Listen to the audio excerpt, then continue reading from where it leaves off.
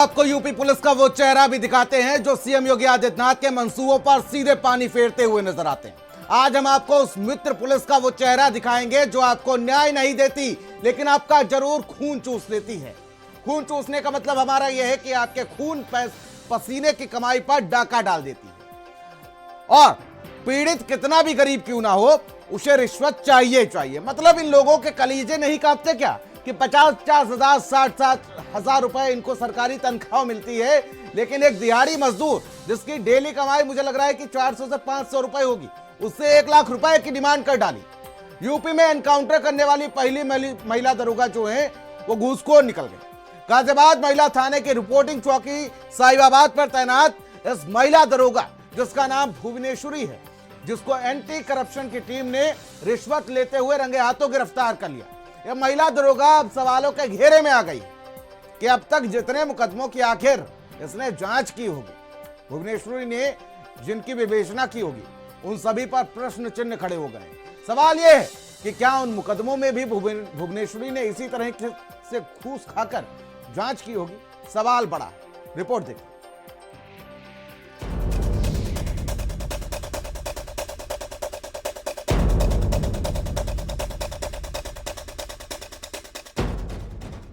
ये कहानी सिर्फ एक महिला दरोगा की नहीं, ये कहानी है उस वर्दी की जिसे जनता भगवान मानती है, लेकिन भुवनेश्वरी उसे एटीएम समझ बैठी थी।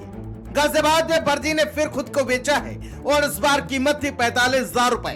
यूपी पुलिस की वही श्रेणी है जिसकी एनकाउंटर वाली तस्वीरें पोस्टर की तरह चलवाई गई। गाजियाबाद जहां पहली महिला एनकाउंटर टीम का नाम लेकर पुलिस पीठ थपथपाती थी, लेकिन आज उसी नाम के आगे जुड़ गया है रिश्वत, ब्लैकमेल और शर्मिंदगी। 45,000 रुपए, ना कोई करोड़ों की डील, ना कोई बड़ा माफिया, बस एक गरीब मजदूर। एक दहेज का केस और दरोगा की मेज की दराज में रिश्वत। नाम भुवनेश्वरी सिंह, 2002 बैच, कभी पढ़ाई में अव्वल, खेलकूद में आगे और पुलिस की फाइलों में काबिल अफसर। 23 सितंबर 2025 गाजियाबाद एनकाउंटर, बदमाश घायल हुआ, महिला दरोगा कंधे पर अपराधी उठाए कैमरे में कैद हुई, तालियां बजी, सम्मान मिला, शाबाशी मिली, लेकिन कहानी यहीं खत्म नहीं हुई। दहेज का मामला, वृंदावन का रहने वाला रामपाल सैनी, मजदूरी करके पेट पालने वाला शख्स दरोगा ने बुलाया, फिर डराया, धमकाया और सीधे रिश्वत मांगी। अगर एफआईआर से नाम हटवाना है तो 1 लाख दो। भुवनेश्वरी वही महिला दरोगा है जिसने 23 सितंबर 2025 को नवरात्रों के पहले दिन एनकाउंटर करके खूब सुर्खियां बटोरी थी। दरअसल एक लुटेरे का एनकाउंटर करके इस महिला दरोगा ने सुर्खियां बटोर ली थी और 26 जनवरी को ये सम्मानित भी होने जा रही थी, लेकिन उससे पहले ही एंटी करप्शन टीम के द्वारा गिरफ्तार किए जाने के बाद उसके इन सभी कारनामों पर पानी फिर गया है। मजदूर की जेब ने जवाब दे दिया तो दरोगा का लहजा बदल गया। तेरा ड्रामा बहुत हो गया, पैसा नहीं दिया तो पूरे खानदान को केस में घसीट दूंगा। बात 45,000 पर तय हुई और यही एंटी करप्शन ने बिछा दिया जाल। और मुझे इनकी टीम का और इनका बहुत अच्छा लगा, एंटी करप्शन वालों का, क्योंकि जिन्होंने जिस तरीके से ये करा है बहुत अच्छा करा है। क्योंकि भ्रष्टाचार मिटना चाहिए, इस तरीके से ऐसे नहीं होना चाहिए, किसी गरीब को सताना चाहिए। जो ईमानदारी से बंद करना था तो बंद कर दी। रुपए टेबल की दराज में रखे गए और उसी पल वर्दी के चारों तरफ कानून खड़ा था। एंटी करप्शन टीम ने दरोगा को रंगे हाथों पकड़ लिया और कैमरा चला, और वही दरोगा जो कभी कैमरे के सामने सीना तान कर खड़ी रहती थी, आज दुपट्टे से चेहरा छुपाती हुई नजर आई। ये पहली बार नहीं था जब भुवनेश्वरी का नाम रिश्वत से जुड़ा हो। वो 2022 था जब कानपुर में सेक्स रैकेट के नाम पर व्यापारियों को बंधक बनाया गया। 15 लाख की रिश्वत मांगी गई और 50,000 रिश्वत लेते हुए रंगे हाथों गिरफ्तारी हुई। यानी वर्दी कई बार धुली गई लेकिन दाग नहीं निकले।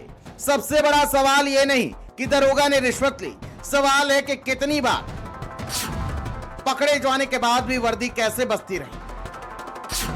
क्या एनकाउंटर के चमक हर गुनाह पर पर्दा डाल सकती है? क्या बहादुरी का तमका ईमानदारी का सर्टिफिकेट बन जाता है?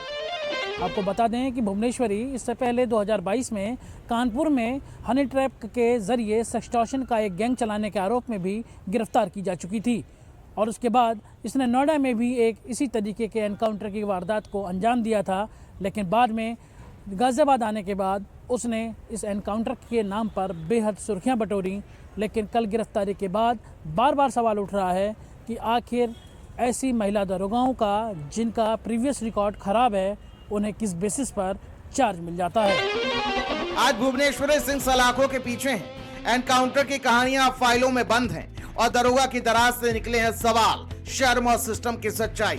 क्योंकि वर्दी अगर बिकने लगे तो कानून अंधा हो जाता है, और जब कानून अंधा हो जाता है तो इंसाफ सिर्फ खबर बनकर रह जाता है। स्पेशल डेस्क, भारत समाचार।